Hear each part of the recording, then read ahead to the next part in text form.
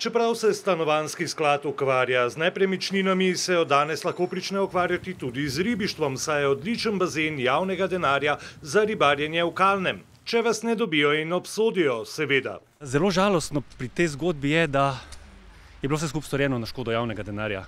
Pozna pravica po 12 letih. Zneski v sodni dvorani so še v tolarjih. Za ta denar bi po cenah, ko so gradili v letu 2003 in 2004, lahko zgradil približno 90 dvosobnih stanovanj. Glavna skladova naloga je bila ravno priskrbeti stanovanja za mlade družine. In 90 družin bi imelo rešen stanovanjski problem. Tako pa sta stanovanjski problem rešila Edvard Oven, ki ga na izrek sploh ni bilo, in Zdravko Strničnik. Na Dobu, seveda.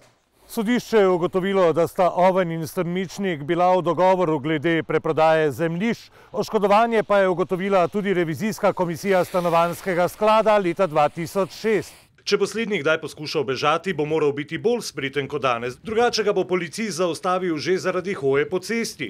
Nimam komentarja.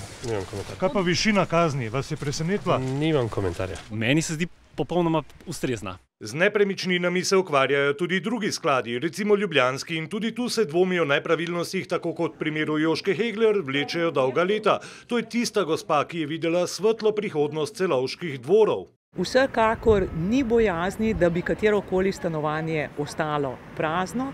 Ja, skoraj da se je izšlo, a Hilda je pristala za zapahi, kupčije niso uspele. Jožka pa je svetovalne pogodbe sklepala z lichtensteinskim podjetjem. Preiskava teče, za danes pa še nauk dneva o sodnih indicih oziroma posrednih dokazih. Vsak posamičen bi lahko bil naključen, vsi skupaj pa dajo dovolj jasno sliko, da je bil dogovor več kot jasno sklenjen. Pričakovati, da bo to notarsko overjen sporazum, ali pa da bo sklenjen pred 5 pričami, je iluzorno. Sodba pa še zdaleč ni pravnomočna.